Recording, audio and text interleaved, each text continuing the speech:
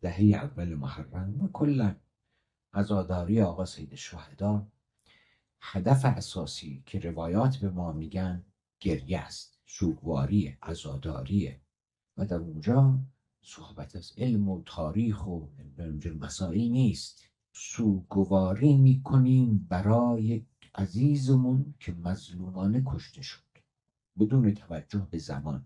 این خیلی مهمه و غالب دوستان ما که اهل فکر و اندیشه هستن این معنا را فراموش میکن، میرن به سمت تاریخ و همواره میپرسند که امام حسین برای چی رفت کربلا و به شهادت رسید و برای خودشون انگیزه هایی رو بیان میکنن. بعضی میگن امام حسین قیام کرد، انقلاب کرد، نهضت کرد، نهضتی داشت و این انقلاب رو سامان داد. بعضی ها میگن نه، امام حسین دعوتش کردن، بعدم بهشون گفت اجازه بدید فرار کنیم، اصلا نمیخواید من بیام، میرم یمن.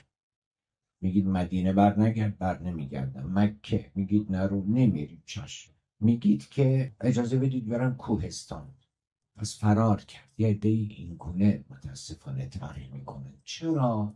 برای اینکه هر کسی که از زن خود شد یار من، از درون من نجست اسرار من. یعنی چی؟ یعنی بیا تو درون دین تو از این 14 تا خلیفه خدا، جانشین خدا بگیر، ابهامی برات نمیمونه. اما اگه میخوای با عقلت بری جلو، عقل استدلاله و استدلال پاهاش چوبیه. استدلاله که میره جلو گاهی به هدف میخوره، گاهی نمیخوره، گاهی میره جلو نتیجه میگیره، عقل دیگه، و گاهی وقت هم نتیجه نمیگیره، برمیگرده دوباره میره دوباره، و این ویژگی عقل و خیلی هم خوبه. اما وقتی شما میتوانی از عقلت استفاده بکنی که اولا در دایره دین نباشی، یا اگر باشی در دایره دین چیزی بهت نگفته، یا بیرون دایره دین کاوش علمی بکن که خود دین میگه آفرین، احسنت. یا اگه اومدی تو دایره دین میخوای از کاوش عقلیت استفاده بکنی، اول ببین خود دین گزاره بهت نداده، مبادا کاوشی بکنی که مخالف دین باشه. و این خیلی اهمیت داره رفقا. و همین دلیل مثلا عده‌ای میگن آقا عرفان نظری بد است. چرا؟ چون اومده روبروی دین وایستاده، میگه من یه راهی را نشانتون میدم برای رسیدن به خدا. دین بهش میگه آقا نیاز نداره، خدا خودش خلیفه داره، نماینده داره، آدم تو زمین گذاشته. این آدم که مثل ما علی الظاهر انا بشر مثلکم یه تفاوتی داره، یوحا الی، و به غیر از من به هیچ کس دیگه وحی نمیشه.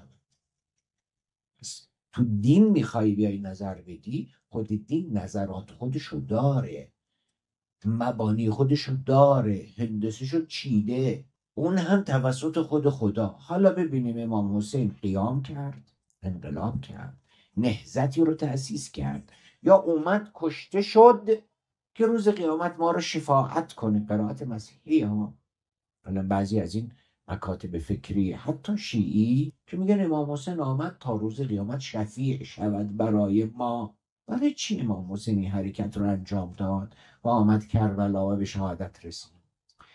همون اول بگیم که این انقلاب نیست. انقلاب دو شکله، یا انقلاب نظامی است یا انقلاب مردمی است. در قصه عاشورا ما نه شاهد انقلاب نظامی هستیم که بهش میگن کودتا، و نه شاهد شورش مردمی هستیم. امام حسین به عنوان یک شخص معروف در جامعه و از نظر ما پیروان اهل بیت یک خلیفه خداست، حرکتی کرد. پس این یک حرکت است، حرکتی آقا سید الشهدا انجام داد از نظر ظاهری از مدینه به کربلا، و از نظر معنوی در گذر زمان حرکتی کرد تا بی نهایت ادامه داره. ما داریم تو دایره مذهب اهل بیت بحث میکنیم، لذا بحث کاملا در اون مذهبی است.